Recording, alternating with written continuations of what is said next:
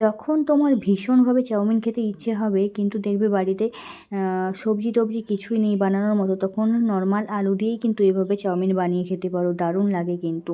তার আগে কিন্তু আলুগুলোকে একদম ঝুরি ঝুরি করে কেটে নিতে হবে, আর তারপর সেগুলোকে সাদা তেল কড়াইতে দিয়ে লবণ আর হলুদ দিয়ে ভেজে নিতে হবে। তারপরে এক সাইড করে দিয়ে ওই তেলের মধ্যেই দিয়ে দিতে হবে কাঁচা লঙ্কা আর রসুন কুচি। তারপরে আলুর সঙ্গে মিশিয়ে নিতে হবে। তারপরে আবারও ওই তেলের মধ্যেই দিয়ে দিচ্ছি ডিম, দুটো ডিম দিয়ে ভালো করে ভেজে নিয়ে আবারও আলুর সঙ্গে মিশিয়ে নিচ্ছি। তোমাদের যদি চাউমিনের পরিমাণ বেশি হয় তাহলে বেশি ডিম দিতে পারো। এখানে দিয়ে দিলাম পেঁয়াজ কুচি আর একটুখানি গোলমরিচ গুঁড়ো, ভালো করে মিশিয়ে দিলাম। এবার আগে থেকে কিন্তু চাউমিনটাকে সিদ্ধ করে রেখেছিলাম, সেই চাউমিনটাও এর মধ্যে দিয়ে দিলাম। তারপরে ভালো করে মিশিয়ে নেব। আর আগে থেকে একটা বাটিতে করে টমেটো কেচাপ, সয়া সস আর ভিনিগার দিয়ে একটা সস বানিয়ে রেখেছিলাম, তো সেটাও এর মধ্যে দিয়ে দিলাম। ব্যাস হয়ে গেল রেডি। আর তারপরে এটাকে কিন্তু ভালো করে নাড়াচাড়া করে নিলেই হয়ে যাবে। তোমরা এখানে লবণটা দেখে নেবে, আমি আলু ভাজার সময় লবণ দিয়েছিলাম তাই আমার আর লবণটা লাগছে না।